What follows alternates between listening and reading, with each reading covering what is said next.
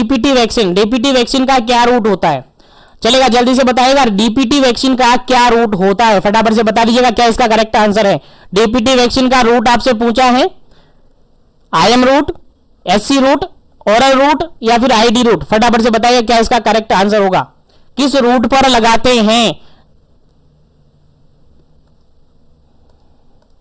चलेगा, इस क्वेश्चन का जो बिल्कुल करेक्ट आंसर है that is option number first, option number A बिल्कुल करेक्ट आंसर है। इसको इंट्रामस्कुलरली लगाया जाता है, इंट्रामस्कुलरली लगाया जाता है। कहां पर लगाया जाता है? साइट आपको याद होनी चाहिए, साइट आपको याद होनी चाहिए। सर कौन सी साइट? तो आप सबको पता है, पीडियाट्रिक के अंदर, लेस देन 2 ईयर का बेबी है, कहां लगाएंगे? सर इसको लगाएंगे हम एंटेरोलेटरल में, एंटेरोलेटरल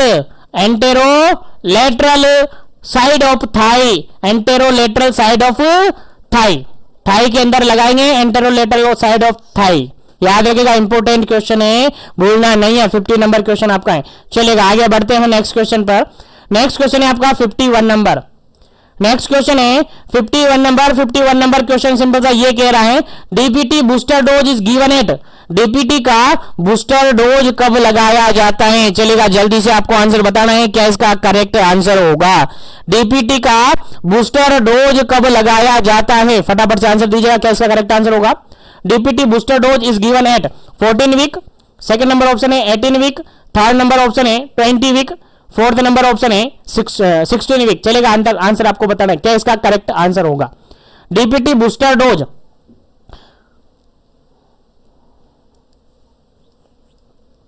चलेगा, इस क्वेश्चन का जो बिल्कुल राइट आंसर है that is option number fourth, option number fourth बिल्कुल करेक्ट आंसर है। 16 वीक पर लगाया जाता है। कब लगाया जाता है? 16 वीक पर लगाया जाता है। याद रखिएगा, भूलना नहीं है, इंपोर्टेंट क्वेश्चन है, आपके एग्जाम में पूछा जा सकता है। अब मैं अगर बात करूं डीपीटी की बूस्टर डोज, तो कितनी बूस्टर डोज लगाई जाती है? 2 बूस्टर डोज लगाई जाती है। याद रखिएगा, डीपीटी की 2 बूस्टर डोज लगाई जाती हैं। 2 बूस्टर डोज कब कब लगाई जाती है? याद रखिएगा, 2 बूस्टर डोज, एक बूस्टर डोज लगाई जाती है। पहली बूस्टर डोज होती है आपकी 16 महीने से लेकर 24 मंथ के बीच में, 16 टू 24 मंथ में लगाई जाती है पहली डोज, और सेकंड डोज लगाई जाती है आपकी 5 ईयर में। सेकंड डोज लगाई जाती है आपकी 5 ईयर में। याद रखिएगा, इंपोर्टेंट क्वेश्चन है आपके एग्जाम पॉइंट ऑफ व्यू से। चलेगा, इंपोर्टेंट क्वेश्चन है आपके एग्जाम पॉइंट ऑफ व्यू से, आपको याद होना चाहिए। चलेगा, यहां पर अभी तक हमने पढ़ा बीसीजी वैक्सीन के रिगार्डेड, तो बीसीजी वैक्सीन के रिगार्डेड ऑलरेडी, वैक्सीनेशन के रिगार्डिंग मैंने ऑलरेडी सेशन लिया हुआ है, ऑलरेडी मैंने आपको बताया हुआ है। देखिए, बीसीजी वैक्सीन का फुल फॉर्म आपसे एग्जाम में पूछा जा सकता है। बैसिलस कालमेटिव ग्यूरिन होता है, जिसके अंदर ये कैसे फॉर्म में आता है? पाउडर इन फॉर्म में होता है। कैसी फॉर्म में? पाउडर इन फॉर्म में होता है। पाउडर इन फॉर्म में अगर बात करें अपन, तो इसको डाइल्यूट करने के लिए NS और सोडियम क्लोराइड काम में लिया जाता है। क्या काम में लिया जाता है? सोडियम क्लोराइड या फिर नॉर्मल सलाइन काम में लिया जाता है। किसके प्रिवेंशन के लिए लगाई जाती है? टीबी के प्रिवेंशन के लिए लगाई जाती है। रूट क्या होता है सर इसका? आईडी रूट होता है, इंट्राडर्मल रूट होता है, जो कि लेफ्ट अपर आर्म पर लगाया जाता है। याद रखिएगा, इंपॉर्टेंट है, यहां से क्वेश्चन आपके एग्जाम में पूछा जा सकता है। लेफ्ट अपर आर्म पर लगाया जाता है। डोज कितनी लगाई जाती है सर? सर एक ही डोज लगाई जाती है, सिंगल डोज लगाई जाती है। कभी भी लगाओ, कभी से मतलब ये नहीं है कब लगाओ, इसकी एज लिमिट फिक्स्ड है। एज लिमिट फिक्स्ड है, जो कि मैंने यहां मेंशन करके देखे। Maximum age limit that is 1 year. 1 साल तक आप बीसीजी वैक्सीन को लगा सकते हैं। 1 साल के बाद बीसीजी वैक्सीन को कभी भी नहीं लगाया जाता। याद रखिएगा, इंपॉर्टेंट क्वेश्चन है। 1 साल बाद बीसीजी वैक्सीन को नहीं लगाया जाता है। याद रखिएगा, इंपॉर्टेंट क्वेश्चन है। एट बर्थ डोज इसको कहा जाता है। एट बर्थ, जैसे ही बच्चा पैदा होता है, बर्थ होता है, तो बीसीजी वैक्सीन लगा दी जाती है। बीसीजी वैक्सीन लगा दी जाती है। अगर बीसीजी वैक्सीन बर्थ के टाइम में नहीं लगाई जाती है, तो फिर 1 साल के अंदर कभी भी लगाई जा सकती है, लेकिन 1 साल बाद नहीं लगाई जाती है। ठीक है, अगर डोज की बात करें, अगर बेबी बर्थ से लेकर 4 वीक का है, तो उसके अंदर डोज लगाई जाती है 0.05 ml। कितनी? 0.05 ml। और अगर बर्थ से बाद 4 वीक यानी 1 मंथ के बाद बेबी 1 ईयर तक का है, तो उसको डोज लगाई जाएगी 0.1 ml। याद रखेगा, ये डोज होती है, और यहीं से डोज आपकी कैलकुलेट होती है कि कितनी डोज एक वाइल के अंदर आपने लगाई है। उम्मीद है समझ में आ गया। बीसीजी वैक्सीन के रिगार्डेड जो भी आपका क्वेश्चन है वो आपको याद रखना है। टेम्परेचर की बात करें तो इसका टेम्परेचर जो रखा जाता है, स्टोरेज टेम्परेचर होता है +2 से लेकर +8 डिग्री +2 से लेकर +8 डिग्री सेंटीग्रेड टेम्परेचर पर यहां पर रखा जाता है, इसको स्टोर करके रखा जाता है। याद रखिएगा, इंपॉर्टेंट है, आपके एग्जाम में पूछा जा सकता है। चलिएगा आगे बढ़ते हैं। उसके बाद हमने नेक्स्ट बात की डीपीटी के रिगार्डेड। नेक्स्ट अपन ने बात की डीपीटी के रिगार्डेड। और डीपीटी क्या होता है?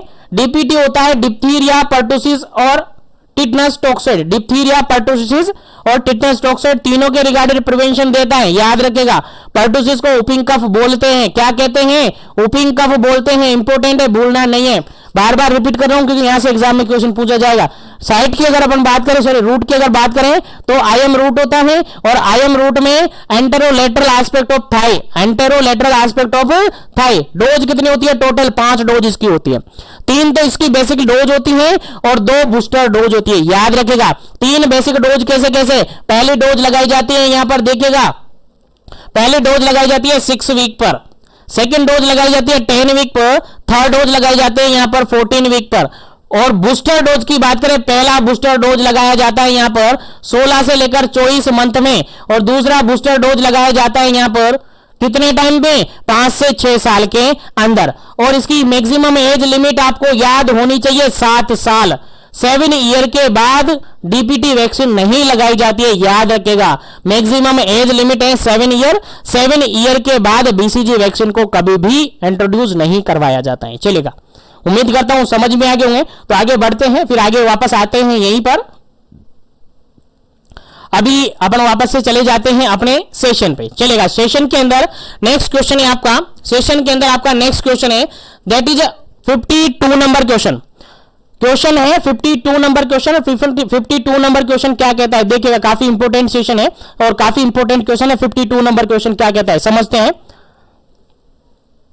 क्वेश्चन ये कह रहा है कि DPT vaccine not given to the children over the age. Question simple सा ये कहा गया है, कंसंट्रेशन के साथ होंगे तो जवाब आपके पास होगा, नहीं तो गई भैंस पानी में। चलेगा, DPT vaccine not given to the children over the age. BCG vaccine उस बच्चे को नहीं दिया जाएगा जिस बच्चे की एज इससे ज्यादा होगी। किससे ज्यादा होगी?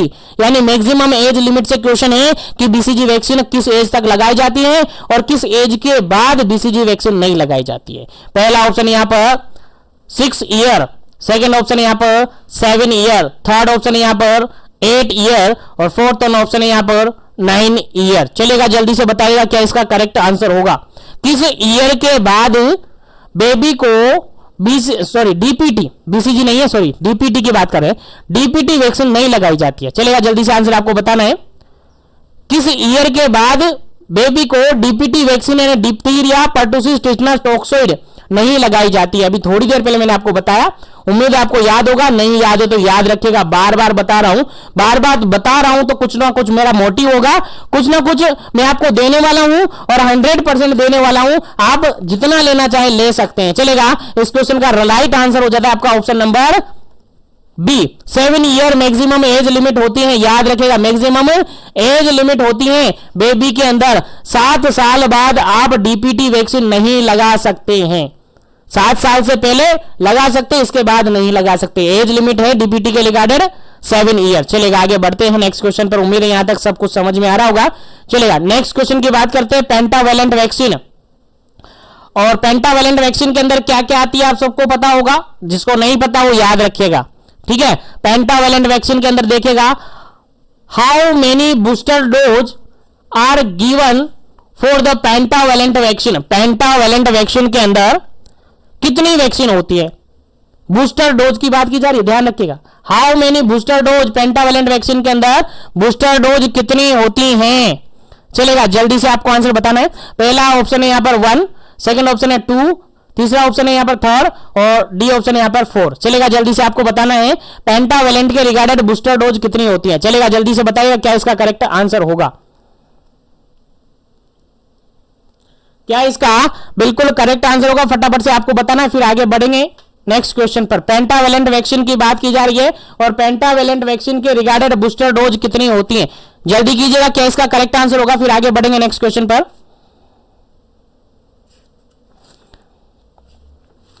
पेंटावेलेंट के रिगार्डेड बात की जा रही है, याद रहे। चलिए, इसके रिगार्डेड बिल्कुल करेक्ट आंसर है आपका option number B. Option number B बिल्कुल करेक्ट आंसर है। इसकी भी जैसे कि डीपीटी की बूस्टर डोज होती है 2, ऐसे ही इसकी भी डीपीटी की जैसे बूस्टर डोज है 2, वैसे ही पेंटावेलेंट की भी बूस्टर डोज कितनी है सर? 2 है। कितनी है सर? 2 है। अब आपको बता दे पेंटावेलेंट क्या हुआ है, नाम से मीनिंग निकला, पेंटा मतलब 5, वेलेंट मतलब वैक्सीन की बात लेते हैं, तो यहां पर पेंटावेलेंट मतलब 5 वैक्सीन होती है। 5 वैक्सीन कौन सी सर? डीपीटी और हेपेटाइटिस बी और HIV हिब वैक्सीन। चलेगा, 3 वैक्सीन हो गई यहां पर। सर आप तो कह रहे 5 होगी, तो बिल्कुल 5 ही तो है यार। देखिएगा, पहली वैक्सीन होगी आपकी हिब वैक्सीन, दूसरी होगी आपकी हेपेटाइटिस बी, और 3 इसकी हो गई। 3 है इसमें। 3 कैसे कैसे सर? डिप्थीरिया, पर्टुसिस, टेटनस, 3 हो गई ना। 3 इसकी, एक हेपेटाइटिस बी और एक हिब वैक्सीन, हो गई ना 5? बिल्कुल सर 5 हो गई है। पेंटावेलेंट वैक्सीन कितने डिजीज के अकॉर्डिंग लगाई जाती है? 5 डिजीज के प्रिवेंशन के लिए लगाई जाती है। किस किस के regarded? Diphtheria, pertussis, tetanus, hepatitis B और हिब वैक्सीन, यानी हीमोफिलस, ठीक है, हिब वैक्सीन न्यूमोकोकल्स के रिगार्डेड अपन कह सकते हैं, हिब वैक्सीन रेस्पिरेटरी रिगार्डेड अपन कह सकते हैं। चलेगा, यहां पर देखिएगा ये इंपोर्टेंट आपको हो गई है, ठीक है, इंपोर्टेंट हो गई है। और यहां पर अगर अपन कहे, देखिएगा यहां पर अगर अपन कहे तो 5 वैक्सीन यहां पर अवेलेबल हो गई है। कब कब लगाई जाती है, कैसे कैसे लगाई जाती है? सेम डीपीटी की तरह लगाई जाती है। पहली वैक्सीन 6 वीक पर, दूसरी वैक्सीन 10 वीक पर, तीसरी वैक्सीन 14 वीक पर, और जो बूस्टर डोज होती है वो भी कैसी लगाई जाती है? वो डिप्थीरिया की तरह, इसके डीपीटी की तरह ही लगाई जाती है। रूट की बात करें तो यहां पर IM रूट पर ही वैक्सीन लगाई जाती है, IM रूट पर ही वैक्सीन लगाई जाती है। याद रखें, डोज की बात करें तो 0.5 ml इसका डोज होता है, 0.5 ml इसका डोज होता है। रूट की बात करें तो वही क्या होती है? Anterolateral side of middle aspect, ठीक है, anterolateral side of mid aspect, ठीक है, याद रखिएगा, आपको बोलना नहीं है, इंपॉर्टेंट क्वेश्चन है, आपके एग्जाम में पूछा जा सकता है। चलिए आगे बढ़ते हैं, नेक्स्ट क्वेश्चन की बात करते हैं। नेक्स्ट क्वेश्चन है आपका 54 नंबर क्वेश्चन, काफी इंपॉर्टेंट क्वेश्चन है। देखिएगा 54 नंबर क्वेश्चन क्या कहता है, सिंपल सा ये कह रहा है, for how many week catarrh phase, कौन सी phase? Catarrh phase, pertussis occur. देखिए क्वेश्चन सिंपल सा ये कहा गया है, for how many week catarrh phase या catarrhal phase of pertussis, pertussis की जो केटारल फेज होती है वो कितने वीक पर होती है, कितने वीक पर आती है, कितने वीक की होती है? चलेगा, जल्दी से आपको आंसर देना है। पर्टुसिस के रिगार्डेड क्वेश्चन पूछा है, और पर्टुसिस के रिगार्डेड जो केटार फेज होती है वो कितने वीक तक होती है? लास्ट 4 कितने वीक तक होती है? आंसर आपको देना है। पहला ऑप्शन यहां पर 1 वीक, सेकंड ऑप्शन यहां पर 2 वीक, थर्ड ऑप्शन यहां पर 3rd वीक, और फोर्थ ऑप्शन यहां पर 4th वीक, यानी 4 वीक। चलेगा, जल्दी से आंसर आपको देना है। जो केटार फेज है पर्टुसिस की, यानी वूपिंग कफ की जो केटार फेज है या केटारल फेज है, वो कितने वीक की होती है? लास्ट 4 कितने वीक तक होती है?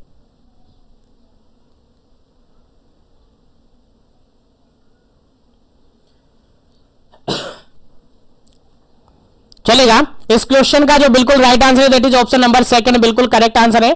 2 वीक कितनी होती है? 2 वीक, लास्ट 4 2 वीक तक होती है। कितने वीक तक होती है? लास्ट 4 2 वीक होती है। कितने वीक तक? लास्ट 4 2 वीक तक होती है। यहां पर साइन सिम्टम की अगर बात करें अपन, तो यहां पर कॉमन कोल्ड देखने को मिलता है। याद रखिएगा, इंपॉर्टेंट क्वेश्चन है, यहां से पूछा जा सकता है। कॉमन कोल्ड यहां पर देख सकता है, किस फेज के अंदर? केटार फेज के अंदर। पर्टुसिस की केटार फेज के अंदर कॉमन कोल्ड देखने को मिल सकता है। रनिंग नोज देखने को मिल सकती है, रनिंग नोज देखने को मिल सकती है। उसके अलावा वाटरी आई देखने को मिलती है। उसके अलावा यहां पर वाटरी आई के अलावा स्नीजिंग देखने को मिलती है, स्नीजिंग जनरली देखने को मिलती है। फीवर यहां पर देखने को मिलता है, और यहां पर माइल्ड टाइप का कफ देखने को मिलता है। माइल्ड टाइप का कफ यहां पर देखने को मिलता है। बेसिकली केटार जो फेज होती है, इनके अंदर ये क्लिनिकल फीचर देखने को मिलते हैं। और ये लास्ट 4 कितने वीक तक की होती है? सॉरी, लास्ट 4 ये होती है 2 वीक तक। याद रहे सॉरी, याद रहे, जो केटार फेज होती है, पर्टुसिस की जो केटार फेज होती है, वो बेसिकली कितने वीक तक होती है? 2 वीक तक रहती है। याद रखिए, भूलना नहीं है। उसके बाद अगर अपन बात करें यहीं पर अगर अपन बात करें तो एक और फेज होती है जिसको पैरोक्सिस्मल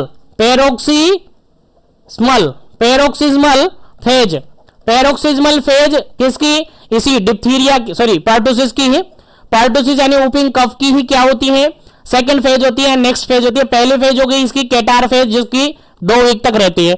दूसरी फेज की अगर अपन बात करें तो जो कि क्या होती है, पैरोक्सिमल फेज होती है। पैरोक्सिमल फेज होती है जो कि कितने वीक तक होती है, 2 से लेकर 4 वीक तक होती है। कितने वीक तक रहती है, 2 से लेकर 4 वीक की होती है। यहां पर होर्सनेस देखने को मिलता है। क्या देखने को मिलता है, होर्सनेस देखने को मिलता है, होर्सनेस देखने को मिलता है। याद रखिएगा, इंपॉर्टेंट क्वेश्चन है, आपके एग्जाम में पूछा जा सकता है कि होर्सनेस जो है और जनरली पर्टुसिस की कौन सी फेज के अंदर देखने को मिलता है। आपका आंसर जाएगा सर पैरोक्सिमल जो फेज होती है उसके अंदर देखने को मिलता है। उसके अलावा एक और क्वेश्चन यहां से आपको पूछा जा सकता है, जो हाई पिच वूप होती है, यानी हाई पिच कफिंग होती है। हाई पिच कफिंग जो देखने को मिलती है वो किस फेज के अंदर देखने को मिलती है, हाई पिच कफ कहां पर देखने को मिलती है। आपका आंसर जाएगा सर पैरोक्सिमल जो फेज होती है, जो कि 2 से 4 वीक तक होती है, यहां पर देखने को मिलता है। याद रखिएगा, इंपॉर्टेंट क्वेश्चन है, आपके एग्जाम में पूछा जा सकता है। चलिएगा आगे बढ़ते हैं। यहीं पर अगर बात करें नेक्स्ट फेज की तो 2 फेज हो गई यहां पर।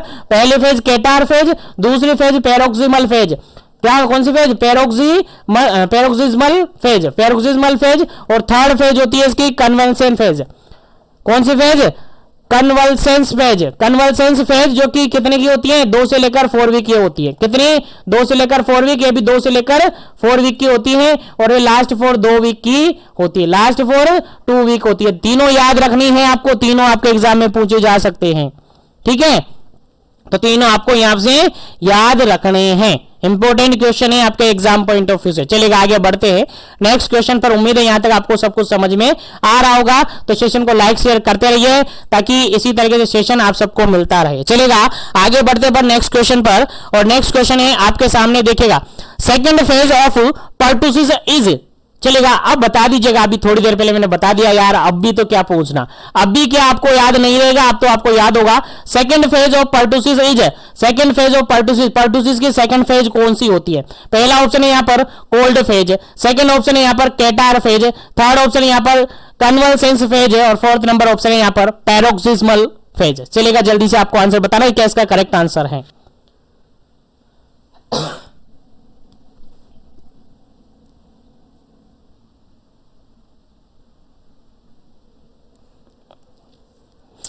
चलेगा, इस क्वेश्चन का जो बिल्कुल राइट आंसर है आपका, इस क्वेश्चन का बिल्कुल राइट आंसर है आपका ऑप्शन नंबर 4 बिल्कुल करेक्ट आंसर है। ऑप्शन नंबर 4 बिल्कुल करेक्ट आंसर है। यहां अपन कहें तो पर्टुसिस की जो फेजेज होती है बेसिकली 3 फेजेज मानी जाती हैं। बेसिकली 3 फेजेज मानी जाती हैं, जिसके अंदर पहली फेज होती है आपकी कैटार फेज, पहली फेज होती है दैट इज कैटार फेज होती है, सेकंड फेज होती है दैट इज पैरोक्सिस्मल फेज होती है, और थर्ड फेज होती है दैट इज कन्वल्सेंस फेज होती है। बेसिकली 3 फेज मानी जाती है पर्टुसिस के, तीनों आपको याद होनी चाहिए, बिल्कुल भूलना नहीं है। चलेगा, आगे बढ़ता हूं मैं नेक्स्ट क्वेश्चन पर, आगे बढ़ता हूं नेक्स्ट क्वेश्चन पर। नेक्स्ट क्वेश्चन सिंपल सा ये पूछा है, सब कंजक्टिवाइल हेमरेज में अकर इन। क्वेश्चन सिंपल सा ये पूछा है कि सब कंजक्टिवाइल हेमरेज जो होता है वो किसके अंदर देखने को मिलता है। सब कंजक्टिवाइल हेमरेज जनरली किसके अंदर देखने को मिलता है। इंपॉर्टेंट क्वेश्चन है, आपके एग्जाम में पूछा जा सकता है, और प्रीवियसली ईयर एग्जाम के अंदर भी ऐसा क्वेश्चन पूछा गया था। चलेगा, पहला ऑप्शन यहां पर ट्यूबरकुलोसिस, सेकंड ऑप्शन है यहां पर पर्टुसिस, थर्ड ऑप्शन है यहां पर डेंगू, फोर्थ ऑप्शन है यहां पर डिप्थीरिया। चलेगा, आंसर आपको बताना है क्या इसका करेक्ट आंसर होगा। सब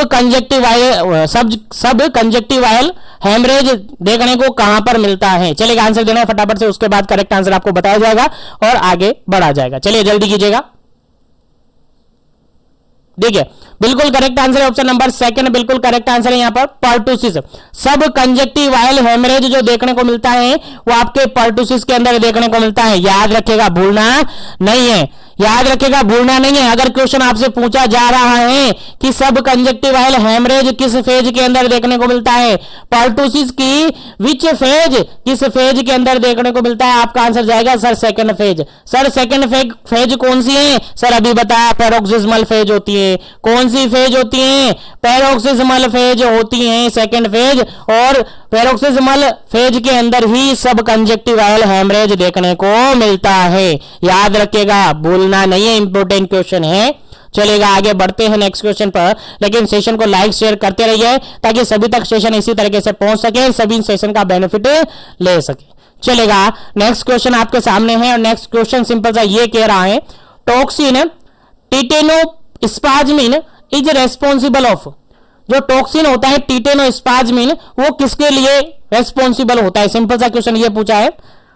टॉक्सिन टिटेनोस्पाज्मिन जो होती है वो किसके लिए रेस्पॉन्सिबल होती है? पहला ऑप्शन यहां पर है रैपिड कफ के लिए होती है, सेकंड वन ऑप्शन है इन्फेक्शन के लिए होती है, थर्ड वन ऑप्शन है हेमरेज के लिए होती है, फोर्थ वन ऑप्शन है स्पाज्म ऑफ मसल के लिए होती है। चलेगा, जल्दी से आपको आंसर बताना क्या इसका करेक्ट आंसर होगा।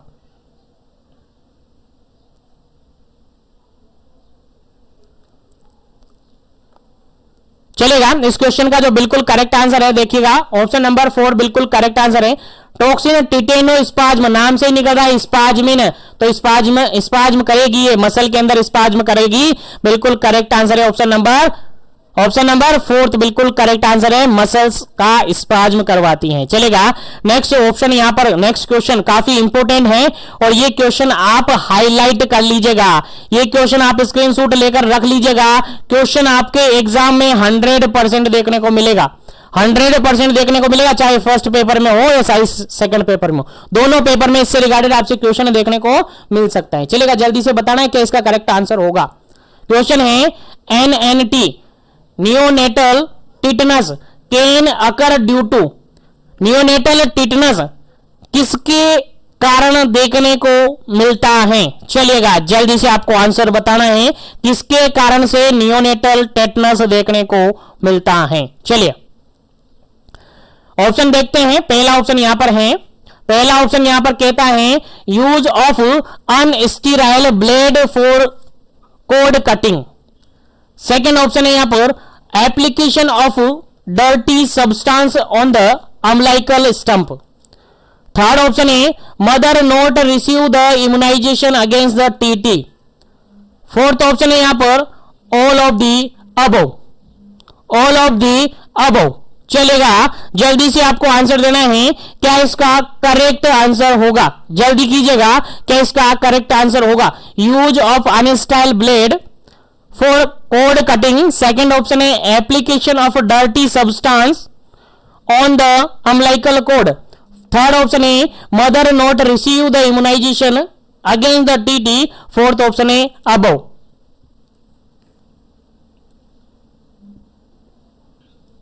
जल्दी कीजिएगा क्या इसका करेक्ट आंसर है। देखिएगा, नियोनेटल टिटनस की अगर बात करें अपन तो ये फर्स्ट नंबर ऑप्शन से भी होता है, क्योंकि अगर आप स्टीराइल ब्लेड काम में नहीं लेंगे कोड कटिंग के लिए तो बेबी के अंदर रिस्क हो सकता है कि उसको टिटनस देखने को मिले, तो इसके कारण से भी होगा।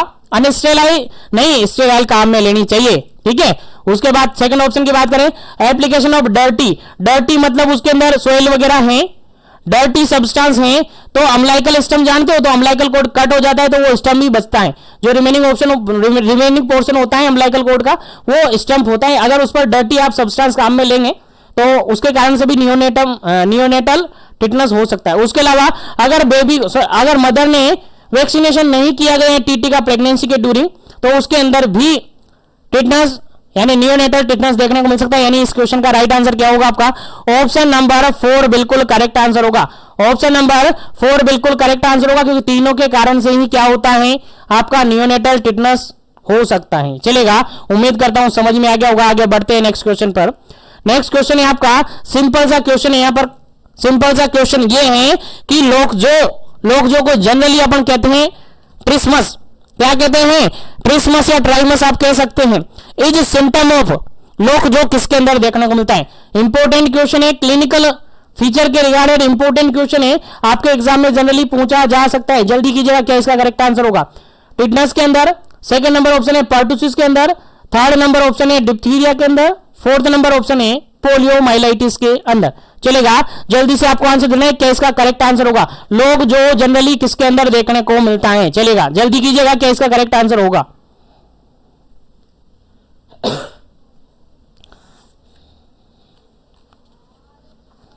चलिए, लोग जो जनरली देखने को मिलता है आपका, लोग जो जनरली देखने को मिलता है वो देखने को मिलता है option number first. Option number first, tetanus के अंदर लोग जो देखने को मिलता है। किसके अंदर?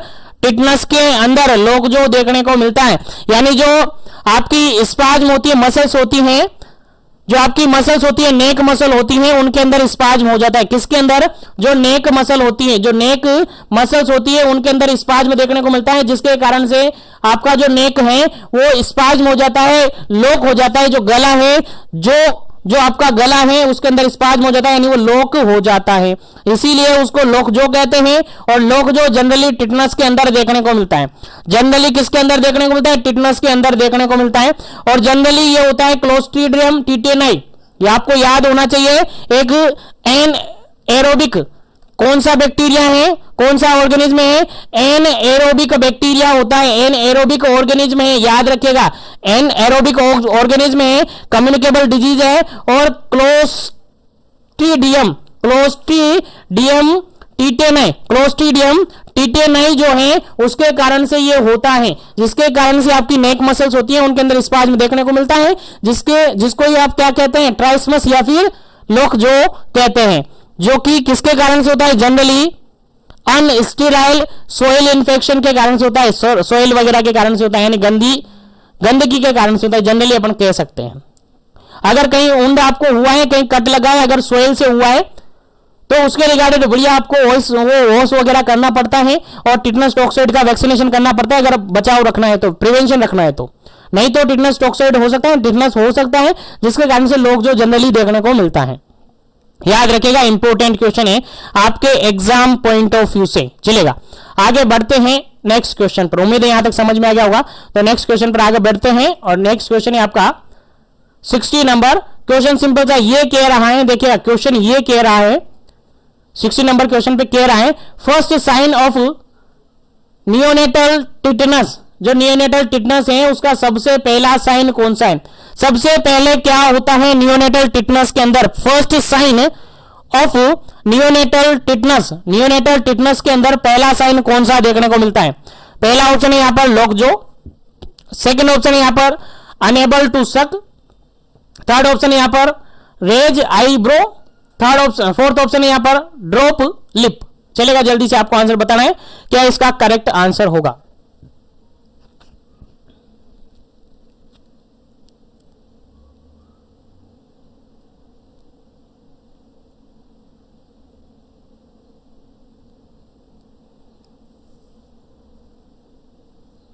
अगर किसी बच्चे के अंदर, बेबी के अंदर नियोनेटल टिटनस देखने को मिला है और नियोनेटल टिटनस हुआ है तो उसके अंदर जनरली कौन सा सिम्टम देखने को मिलेगा नियोनेटल टिटनस के रिगार्डेड? तो पहला option lockjaw, second option unable to suck, third option है रेज टू आईब्रो और फोर्थ ऑप्शन है ड्रॉ लिप। इसका जो बिल्कुल करेक्ट आंसर है नियोनेटल टिटनस है। देखिएगा, नियोनेटल टिटनस है तो सक से रिगार्डेड प्रॉब्लम होगी, ब्रेस्ट फीडिंग वो करेगा तो सकिंग नहीं कर पाएगा। बिल्कुल करेक्ट आंसर क्या होगा? जब भी ब्रेस्ट फीडिंग करवाई जाएगी तो वो क्या नहीं कर पाएगा? ब्रेस्ट फीडिंग करवाई जाएगी तो क्या नहीं क्या नहीं कर पाएगा? तो सकिंग नहीं कर पाएगा, सक नहीं कर पाएगा। तो बिल्कुल करेक्ट आंसर क्या हो जाता है? Option number B, unable to suck, बिल्कुल करेक्ट आंसर इस क्वेश्चन का। चलिए आगे बढ़ते हैं नेक्स्ट क्वेश्चन पर। नेक्स्ट क्वेश्चन आपके सामने काफी इंपॉर्टेंट है। देखिए क्वेश्चन कहता है 61 नंबर क्वेश्चन है, कहता है what is the dose of TIG? TIG बोले तो टिटनस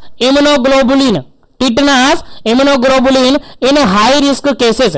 हाई रिस्क केसेस के अंदर जो टीआईजी लगाते हैं, टीआईजी क्या होता है सर? टिटनस इम्यूनोग्लोबुलिन होता है। इसके अंदर जो डोज होती है वो कितनी देते हैं? चलिए आंसर आपको बताना है।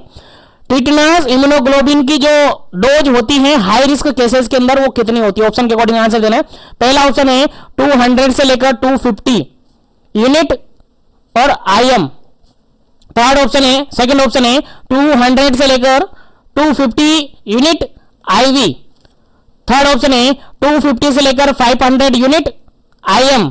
फोर्थ ऑप्शन है 250 से लेकर 500 यूनिट आईवी। चलेगा, जल्दी से आपको आंसर बताना क्या इसका करेक्ट आंसर होगा। TIG टिटनस इम्यूनोग्लोबुलिन होता है, हाई रिस्क केसेस के अंदर क्या डोज लगाई जाती है? क्वेश्चन सिंपल सा ये पूछा है। चलेगा, आंसर दीजिएगा। चलेगा, इस क्वेश्चन का बिल्कुल राइट आंसर है, that is option number third, बिल्कुल राइट आंसर है। ऑप्शन नंबर थर्ड बिल्कुल राइट आंसर है। 250 से लेकर 250 से लेकर 500 यूनिट लगाई जाती है और IM रूट से लगाई जाती है। याद रखेगा, TIG जो लगाई जाती है यानी टिटनस इम्यूनोग्लोबुलिन जो लगाई जाती है हाई रिस्क केसेस के अंदर, वो 250 से लेकर 500 यूनिट लगाई जाती है और IM रूट से लगाई जाती है।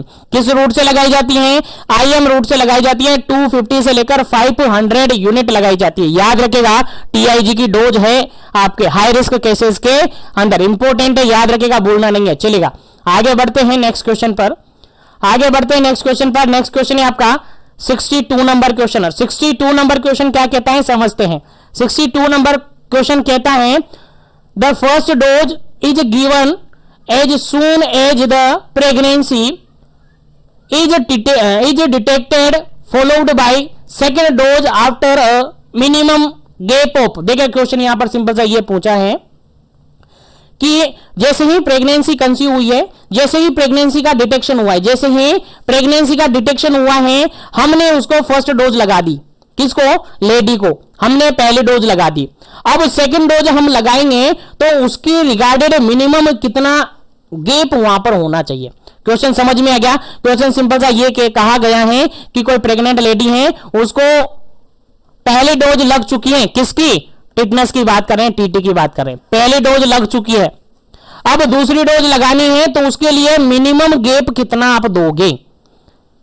सेकंड डोज के अंदर मिनिमम गैप कितना दोगे? चलेगा, ऑप्शन के अकॉर्डिंग आंसर देना। पहला ऑप्शन है 2 वीक, सेकंड ऑप्शन है 4 वीक, थर्ड ऑप्शन है 8 वीक, फोर्थ ऑप्शन है 2 मंथ। चलेगा, जल्दी से आपको आंसर देना है, क्या इसका करेक्ट आंसर होगा? जल्दी कीजिएगा, क्या इसका करेक्ट आंसर होगा, फिर आगे बढ़ते हैं।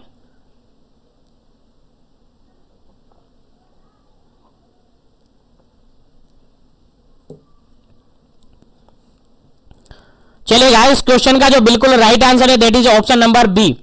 ऑप्शन नंबर बी बिल्कुल राइट आंसर है, 4 वीक। कोई भी वैक्सीन हो, देखो स्पेशली यहां TT की बात नहीं करें। अभी क्वेश्चन हालांकि TT से पूछा है लेकिन TT की बात नहीं कर रहे।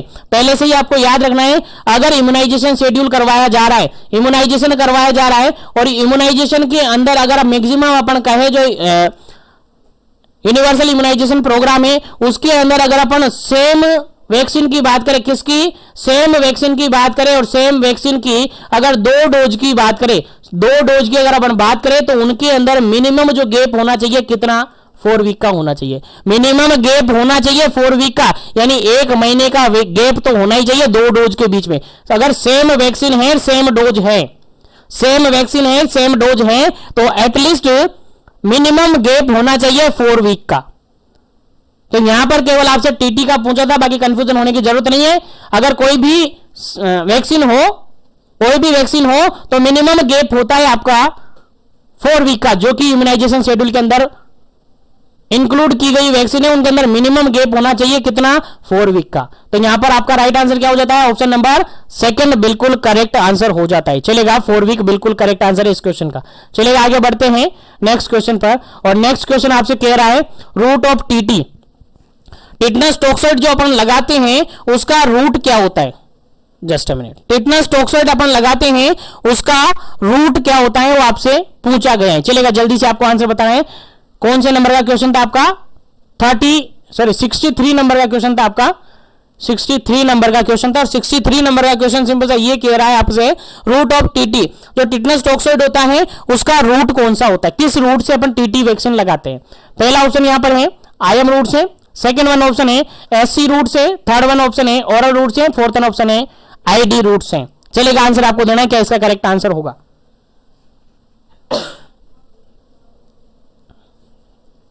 चलेगा, इसका बिल्कुल जो करेक्ट आंसर है सबको याद है, बिल्कुल जो करेक्ट आंसर है इसका बिल्कुल राइट आंसर है option number first. IM route से लगाया जाता है, यानी इंट्रामस्कुलर रूट से वैक्सीन लगाया जाता है TT का जो वैक्सीन लगाया जाता है वो कैसे लगाया जाता है? इंट्रामस्कुलर रूट से लगाया जाता है। और स्पेशली जहां तक पॉसिबल होता है जो डेल्टोइड मसल्स होती हैं वहां पर लगाया जाता है। याद रखेगा, भूलना नहीं है। याद रखेगा, भूलना नहीं है, आपको याद होना चाहिए। चलेगा। अब एक और क्वेश्चन में यहां पर आपको पूछता हूं, आपको आंसर बताना है। एक और क्वेश्चन पूछता हूं, वर्बली में क्वेश्चन करता हूं, आपको समझना है, सुनना है ध्यान से।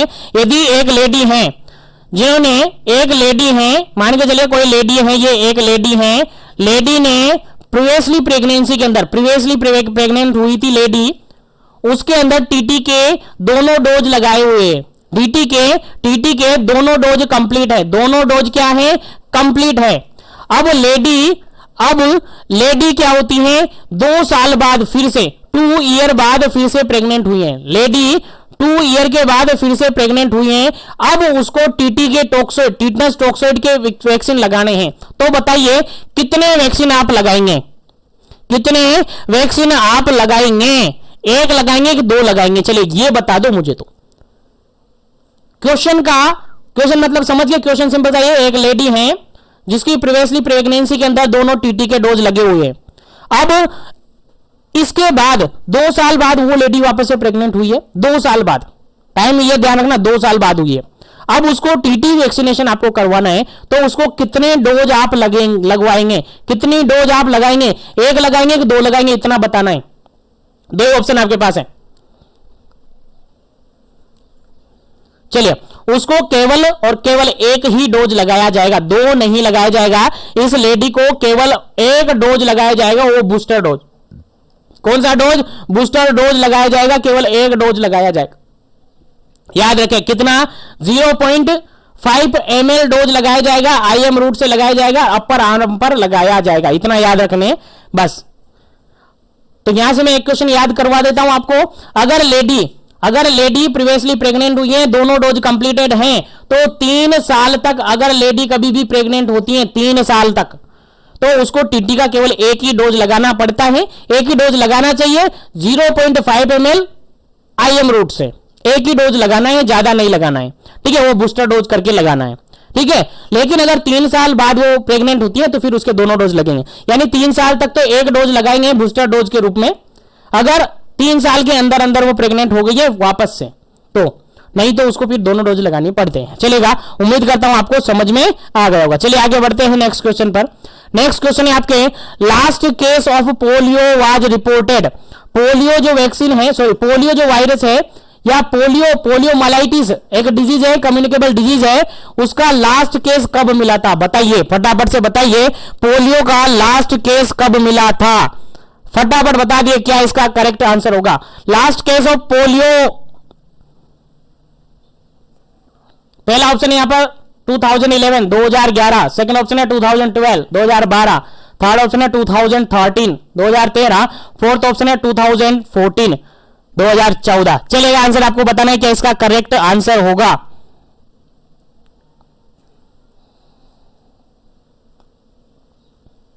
चलेगा, इस क्वेश्चन का जो बिल्कुल राइट आंसर है that is option number first, बिल्कुल राइट आंसर है, ऑप्शन नंबर फर्स्ट बिल्कुल राइट आंसर है।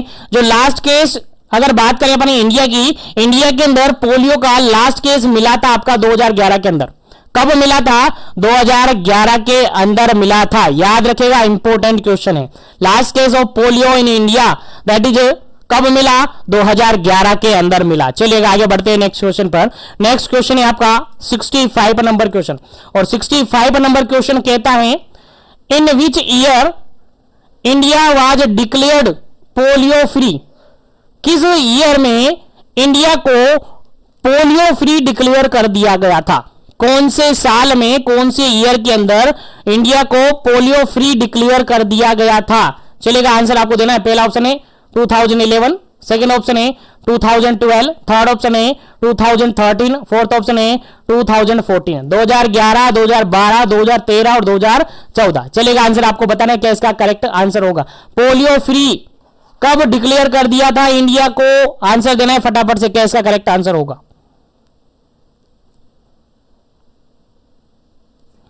चलेगा, इसका बिल्कुल राइट आंसर है option number fourth, option number fourth यानी 2014, 2014 में इंडिया को पोलियो फ्री डिक्लेयर कर दिया था। याद रखिएगा, इंपॉर्टेंट क्वेश्चन है, आपके एग्जाम में रिपीट हो सकता है। चलेगा, नेक्स्ट क्वेश्चन की बात करते हैं। नेक्स्ट क्वेश्चन आपके सामने, काफी इंपॉर्टेंट है क्वेश्चन। ये कहता है what is the route of transmission of polio virus. जो पोलियो वायरस है किस रूट से ट्रांसमिट होता है। सिंपल सा क्वेश्चन है, आंसर आपको देना है। पहला ऑप्शन है यहां पर ड्रॉपलेट, सेकंड ऑप्शन है यहां पर फीको ओरल, थर्ड ऑप्शन है यहां पर ट्रांसप्लेसेंटल, फोर्थ ऑप्शन है यहां पर ऑल ऑफ दी अबव। चलेगा, जल्दी से आपको आंसर देना है क्या इसका करेक्ट आंसर होगा। What is the route of the transmission of the polio virus. Polio virus का रूट क्या होता है। ड्रॉपलेट, ओरोफिकल या फीको ओरल, ट्रांसप्लेसेंटल या फिर all of the above. Polio virus कैसे ट्रांसमिट होता है, जल्दी से फटाफट से आंसर बता दीजिए क्या इसका करेक्ट आंसर है। चलेगा, इस क्वेश्चन का जो बिल्कुल करेक्ट आंसर है that is option number second, faeco oral route से पोलियो वायरस ट्रांसमिट होता है। Polio virus faeco oral route से ट्रांसमिट होता है। सर हमें तो कुछ और ही पता है, और नहीं पता रखना है आपको, यही पता रखना है। अगर याद नहीं रहता तो मैं बता दूं कैसे याद रहेगा। चलिए आप बताओ, आपने प्लस पोलियो कैंप में पार्टिसिपेट किया है, बिल्कुल किया होगा एकेडमिक सेशन में जब भी आप थे, जहां भी थे, जिस भी कॉलेज में थे, वहां पर आपको पोलियो जो प्लस पोलियो कैंप लगाए जाते हैं उनके अंदर जरूर भेजा गया होगा। और भेजा गया होगा तो आप सबको पता होगा अमिताभ बच्चन का बैनर लगा रहता है 2 बूंद जिंदगी। डोज क्या होती है, उसका रूट क्या होता है सर, ओरल। 2 बूंद पिलाई जाती है ओरल रूट से। तो बताओ ओरल रूट से पिलाई जाती है तो ओरल रूट से ही तो इसका क्या हो सकता है, ट्रांसमिशन हो सकता है। और किससे होगा यार, डाइजेस्टिव सिस्टम से रिगार्डेड है। बिल्कुल इजी, याद रखना है इसी तरीके से, बस और कुछ नहीं करना है, इतना ही याद रखना है। बाकी आगे चलते हैं नेक्स्ट क्वेश्चन पर। नेक्स्ट क्वेश्चन है आपका 67 नंबर क्वेश्चन है। 67 नंबर क्वेश्चन आपका कहता है, देखिएगा क्या कहता है, incubation period of polio virus. Polio virus का इंक्यूबेशन पीरियड कितना होता है। पोलियो वायरस का इंक्यूबेशन पीरियड कितना होता है। चलिएगा, जल्दी से आपको आंसर बताना है क्या इसका करेक्ट आंसर होगा। 1 to 6 डे, सेकंड ऑप्शन है 2 to 7 डे, थर्ड ऑप्शन है 4 to 6 डे, और फोर्थ ऑप्शन है 7 to 10 डेज। चलेगा, जल्दी से आपको आंसर देना है क्या इसका करेक्ट आंसर होगा। पोलियो वायरस का इंक्यूबेशन पीरियड क्या होता है। इंक्यूबेशन तो जानते हो ना, इंक्यूबेशन मतलब जनरली वो होता है कि इन्फेक्शन घुसा और घुसने के बाद सिम्टम दिखाने लग गया, इन्फेक्शन घुसा सिम्टम दिखाने लग गया, वो इंक्यूबेशन होगा। तो इंक्यूबेशन पीरियड क्या होता है, चलिए फटाफट से जल्दी से आपको आंसर देना है क्या इसका करेक्ट आंसर होगा। बिल्कुल इस क्वेश्चन का करेक्ट आंसर होगा ऑप्शन नंबर 4, 7 to 10 डेज इसका बिल्कुल करेक्ट आंसर है। पोलियो वायरस की अगर बात करें, पोलियो वायरस का जो इंक्यूबेशन पीरियड है 7 से 10 दिन का माना जाता है। 7 से 10 दिन का माना जाता है। अगर रेंज की अगर बात करते हैं इसकी, तो 3 से लेकर 35 दिन तक भी माना जाता है। 3 दिन से लेकर 35 दिन भी इसका रेंज माना जाता है। लेकिन बेसिकली अगर अपन बात करें ऑप्शन के अकॉर्डिंग, तो ऑप्शन के अकॉर्डिंग यही बिल्कुल राइट आंसर है। 7 to 10 डेज ही बिल्कुल आपका करेक्ट आंसर होता है। चलेगा, आगे बढ़ते हैं नेक्स्ट क्वेश्चन पर। नेक्स्ट क्वेश्चन है आपका 68 नंबर क्वेश्चन। नेक्स्ट क्वेश्चन है 68 नंबर क्वेश्चन, और 68 नंबर क्वेश्चन कहता है polio vaccine can be store at temperature.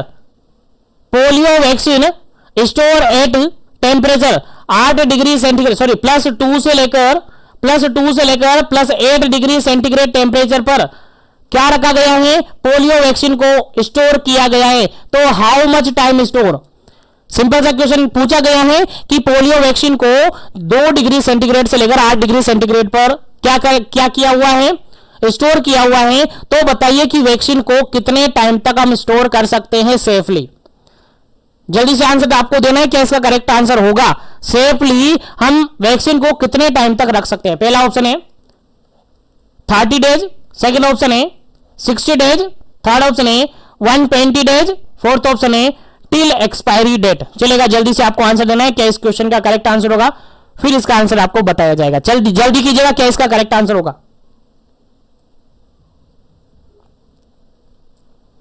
चलेगा, इस क्वेश्चन का बिल्कुल correct answer that is option number 3। Option number 3 बिल्कुल करेक्ट आंसर है। अगर पोलियो वैक्सीन को +2 से लेकर +8 डिग्री सेंटीग्रेड टेम्परेचर पर रखा जा रहा है तो उसको 120 दिन तक हम आसानी से 120 दिन तक हम आसानी से स्टोर करके रख सकते हैं। कितने दिन तक, 120 दिन तक। 120 दिन तक आसानी से उसको स्टोर करके रखा जा सकता है। याद रखिएगा, भूलना नहीं है, काफी इंपोर्टेंट है आपके एग्जाम पॉइंट ऑफ व्यू से। चलेगा, आगे बढ़ते हैं नेक्स्ट क्वेश्चन पर। और नेक्स्ट क्वेश्चन की बात करते हैं, 69 नंबर क्वेश्चन है। और 69 नंबर क्वेश्चन क्या कहता है देखिएगा। 69 नंबर क्वेश्चन कहता है RNA polio virus has how many type of serotype, कितने टाइप के सीरोटाइपिक मतलब आरएनए वायरस होते हैं, कितने टाइप के आरएनए वायरस होते हैं। क्वेश्चन सिंपल सा ये पूछा है, फटाफट से आंसर देना है, क्या इसका करेक्ट आंसर होगा। ऑप्शन ए है फर्स्ट मतलब एक, सेकंड ऑप्शन है 2, थर्ड ऑप्शन है 3, फोर्थ ऑप्शन है 4। 1 2 3 4 कितने टाइप के आरएनए वायरस सीरोटाइप्स होते हैं। चलेगा, जल्दी से आपको आंसर देना है कि इसका करेक्ट आंसर होगा। फटाफट से आंसर दीजिएगा, कितने टाइप के वायरस होते हैं।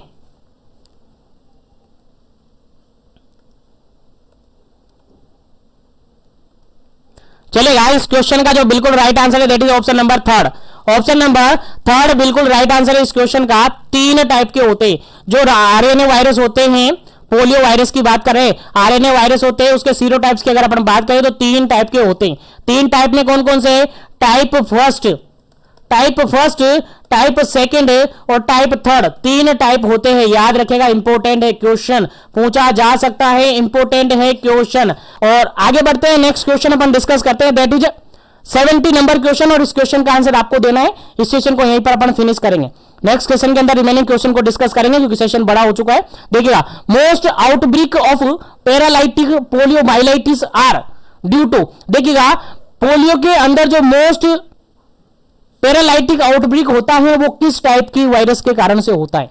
पहला ऑप्शन है यहां पर टाइप फर्स्ट के कारण से होता है, सेकंड ऑप्शन है यहां पर टाइप सेकंड के कारण से होता है, थर्ड ऑप्शन यहां पर है टाइप थर्ड के कारण से होता है, फोर्थ ऑप्शन यहां पर है नन ऑफ दी अबव के कारण से होता है। चलिएगा, आंसर आपको देना है कि इसका करेक्ट आंसर होगा।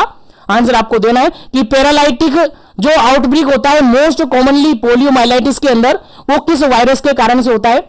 आंसर आपको देना है। आंसर कैसे देना है? वही 70 मार्क्स आप लिखना है, 70 नंबर लिखना है। ए बी सी जो भी आपका ऑप्शन सही है वो आंसर आप पुट करना है, उसके अकॉर्डिंग आपको आंसर दिखने को मिलेगा। नेक्स्ट सेशन के अंदर इसका आंसर बताते हुए इस सेशन को आगे अपन बढ़ाएंगे। तो आज के लिए इतना ही। उम्मीद करता हूं जो भी बताया आपको समझ में आया होगा। तो इस सेशन को मैं यहीं पर फिनिश करता हूं, मिलते हैं नेक्स्ट सेशन के अंदर जल्द ही। जब तक के लिए wish you all the best. और जो भी कैंडिडेट टेस्ट सीरीज में जुड़ना चाहता है तो जुड़ सकता है।